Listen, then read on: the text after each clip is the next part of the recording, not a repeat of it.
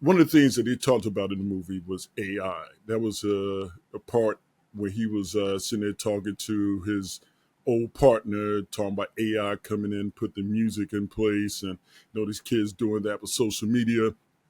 Well, since March, I myself have been attending a ton of workshops, online classes, as well as chatting with media developers about the good use of AI.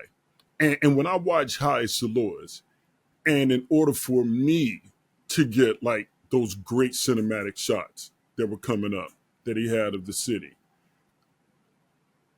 I would need to do that with AI. And in filmmaking, many other people who go to AI look at it as CGI. Well, I mean, you're working on a project currently Well, yeah, with AI, this right? first project that I'm working on is an interview. It's something that's Mhm. associated with CouchChat, and I'm calling it the AI studio, kind of like the actor's studio. Mhm. James Lipton type of interview, sitting down and getting to learn the person. And there are people in history that I really think people should know and get to learn and get to understand. And the way that I've always found the way that the actor studio was done Mhm. was engaging, captivating, was genuine. They spoke to the people. Well, Mhm. I'm a big fan of what Reginald Lewis did. Mhm. Anybody growing up, Black Enterprise, in the back of Black Enterprise, they would have the top, businesses, Black businesses in the country. And the one that was always at the top was TLC Beatrice, and their earnings were Mhm. over $1 billion. I'm like, yo, who is this?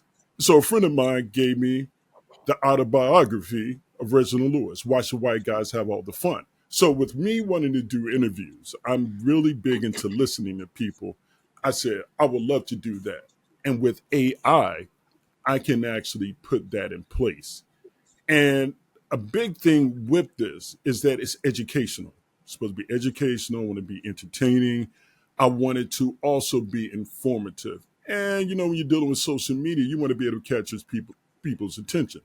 Okay, so going back to your your project, this specific project, because Yeah, I you sent me a little clip right. of it. So tell us a little bit about what actually this is. I mean, you're talking. You like Reginald Lewis, Mm-hmm. so it looks like you've created an AI version Mm-hmm. or an image Yep. of Reginald Lewis, Mm-hmm. and you're interviewing him. Is Right. that correct? Yep. Yep. Yep. Yeah. What I made the images from, from the person I found a picture from Adobe Stock of the brothers. Okay. So basically, I used that picture to create this guy called Mark Gary, who's interviewing him, and the dialogue between the two, the interview is based on Reginald Lewis's book. So Okay. so so the answers are just based out of that. I really find it fascinating with these people in history that people overlook, that you can learn about and see how can what they did then influence where we are now. So when you are have these conversations Mm-hmm. or this interview, Mm-hmm. um, are you're directing a question to this AI bank of information about Reginald Lewis, Okay, this is what I and did. then he spits out an answer, or See, how's that work? okay, this is how that works. That's a very good question. What I did, I went to Chat GPT and I Mhm. told them what I wanted to do. I told them about the project, and I said I need to have a script, stage script between them, and I need to be based on. I put in when should white guys have all the money, and I put in a couple of interviews from news stories, that he was involved and he answered questions. So I put it Okay. in there. I tell them what I want in terms of script. Tell them James Lipton style. Put all that in place. Spits me out an entire script. So from that script, I go through and I make sure that everything is, accurate. I want to make sure Right. everything is accurate, but Sure. also I want to make sure it meets the time. I don't want him saying something that he wouldn't say back then. I want to make sure the script comes off. I don't want to be too corny. I want to make sure that it's informative. Now, this is the big part. Once you have the script and you have all of that outlined, now you got to take that script and you got to make sure you can speak to the platform so that you can get out of it what you have in the script. And that's when you have to start generating pictures. I pull a picture of Reginald Lewis, pull a picture of the people that I want to be the interview.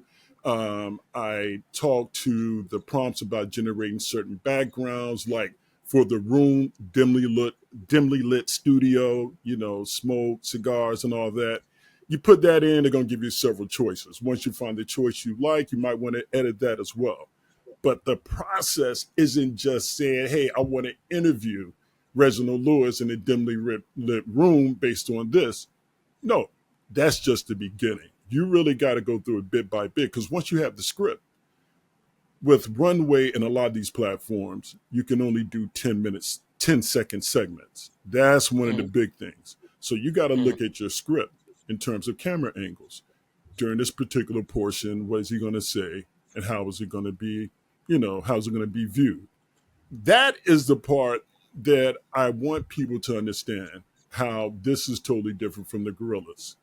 You're using AI in this nature to get different film angles, different looks, and Mm-hmm. everybody can't afford to be on location. Being on Right. location, let's just say this. If I want to do a film and I got a day of filming, you're going to pay each actor $800. That's $1,600. Location, you're going to spend another 800. Two cameramen, you're going to probably spend another 800.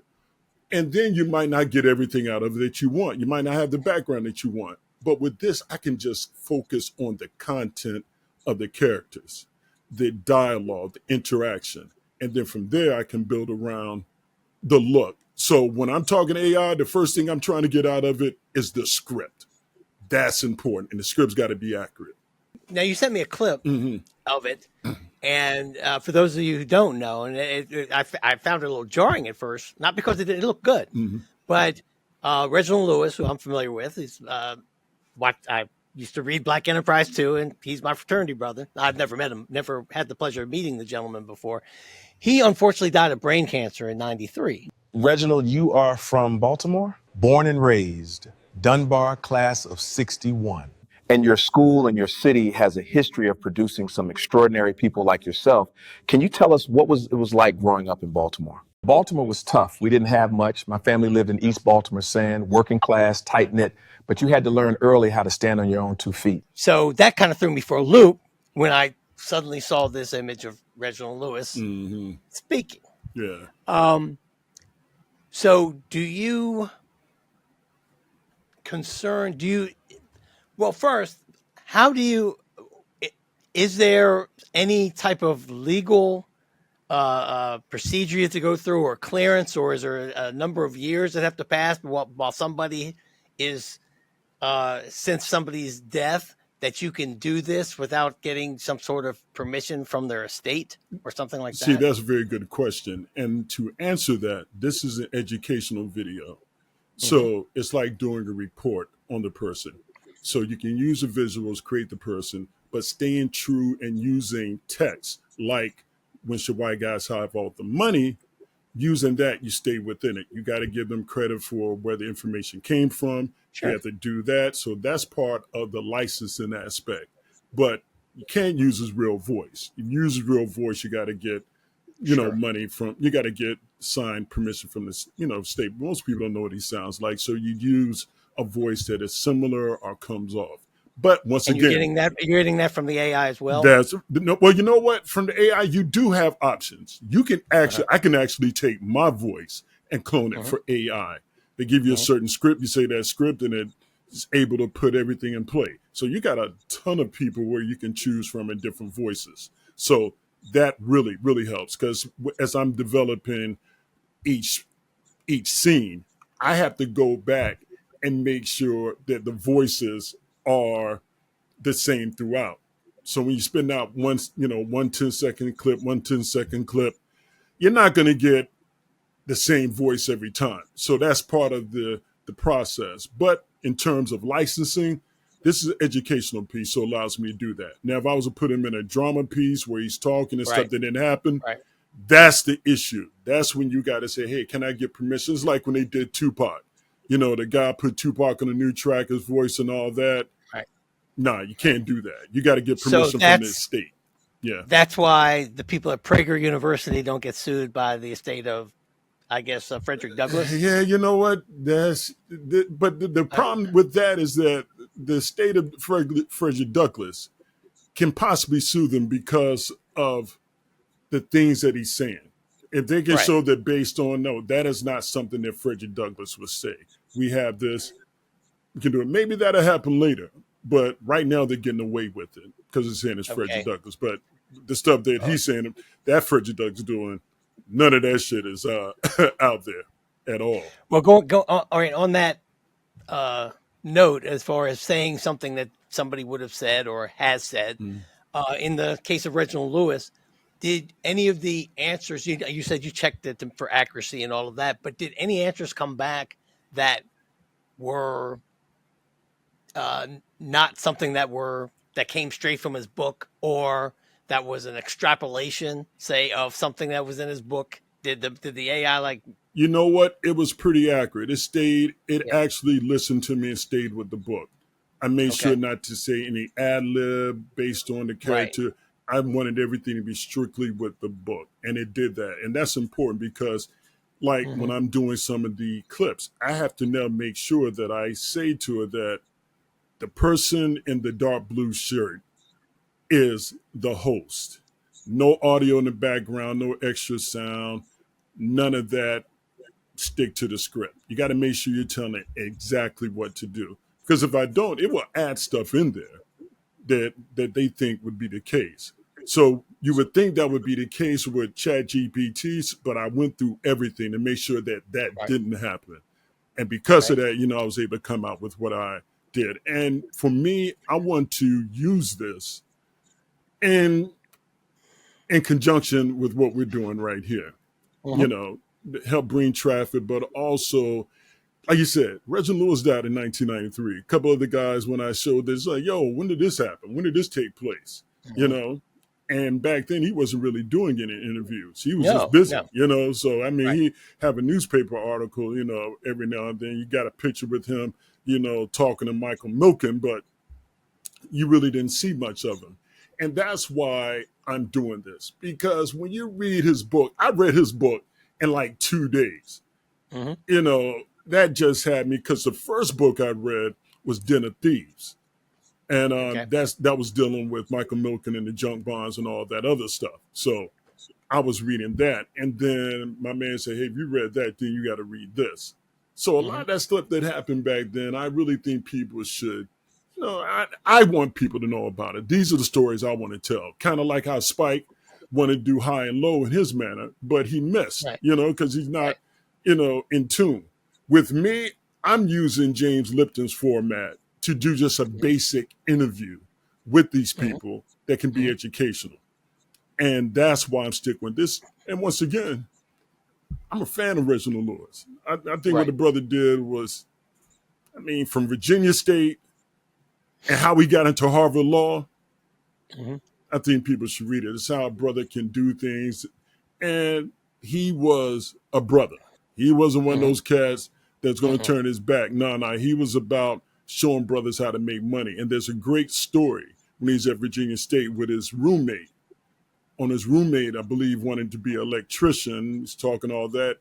And Reginald went and got an electrician, brought him back to the dorm so they can talk and he could understand. The man was about action. And I think seeing how he did things, I think it can be inspiring to brothers. And I want to give brothers a different perspective, not the same old, you know, drama that everybody's getting.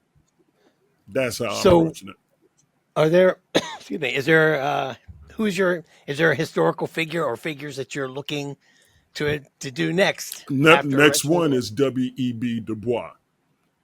He is next. And then after that, this is going to sound wild, but I'm trying to find a lot of information about her. I'm really going to have to use the people that live near her, but I want to do one on Henrietta Lacks and how what she did, just being who she was, Hmm. how it's affected research for good for people, but how the family got robbed out of billions and billions of dollars. So there are a lot of people that I really want to touch upon that were important that are important in history, but they're the small people that most people don't know about. And I think their stories can help people see where they're at now and how they can possibly move forward in their life or their careers. So, but yeah, I don't want to talk about the normal, everyday people. I want to talk about Right. those unique people. Like you said, the people that didn't speak, but they got biographies out there that you can read and you can bring to life. And that's what I want to do. Yeah, that sounds great. Yeah. That's great. Well, if there was one historical figure though that you could interview without AI in the flesh, I mean, this could be dead or alive or all that. Uh, Is there one that you would like to jump on, or it could be Reginald Lewis? I don't know. well, Is there one? besides Reginald Lewis, he is one, but another one that constantly pops in my head, and a lot of people aren't going to understand it at first, but I definitely would like to sit down with Nikola Tesla. I would like to sit down with him because he's like that nerd in high school that people just don't understand. And he's that type of person I will go up into and talk to him about my homework because he knows how to do certain things. Mhm. He would be the guy I would talk to, and then I would try to befriend, try to get what was his passion, why was he so dedicated, was he such an introvert. He is one of those guys that I truly want to get to know. And the other person that I would love to sit down and talk to is Shaka Zulu. So those two are people that I feel that people really need to see it from their perspective on what they did. And Okay. that's why I like to do these type of pieces.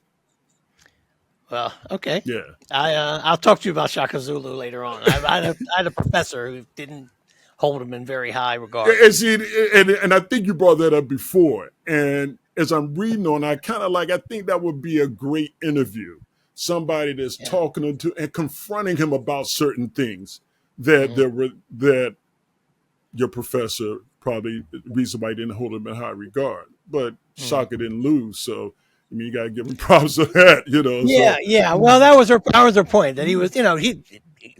She said that he's a great conqueror, a great military man. mm, Didn't build anything. yeah, yeah. That was her point. That's her. But basically close with talking about the AI, man. I just think people really need to learn the good in AI. And like I said, I'm Yeah. with everyone when it comes to their fears of the Terminator. Yeah, I feel you on that. But for what people are talking about, they really aren't taking into consideration other perspectives. I mean, resources to compete in ways that helps me to get into the fight. All the stuff that I want to do required I got a ton of scripts on short films. Yeah. Now, with AI is my CGI, so I'm going to take advantage of it and move forward. And I think other people need to look at the good of it as well. It's not them doing all the work. You got to use your creativity as well. Oh, sure. Yeah, Yeah, yeah. yeah, No.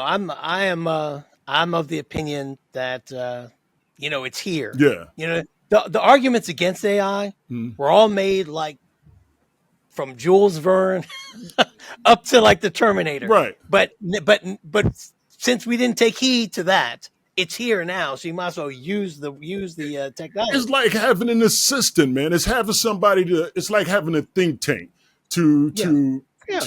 bounce ideas off. I mean, people got to embrace the technology. I'm a DJ, okay? So when the CDs were coming out, I was telling people, I said, until they come out with a CD player that allows us to manipulate the sound and control the sound, just like I can with the turntable, I said, CDs are not going to be what I'm going to go to. But when Right. they came out with the CDJs and they hit Serato, I said, okay, now you're making it easy. You know why? Because believe it or not, the biggest hassle me and other DJs had in the 80s and the 90s was the heavy ass crates. Yeah. Yeah. So now with Serato, I can go in there with 5 terabytes of music. Never have to worry about me having anything. You know what I mean? So that made it that helped. And when you got guys like Kid Capri and Jazzy Jeff embracing Serato, maybe you need to look at it because those guys ain't gonna sacrifice their creativity.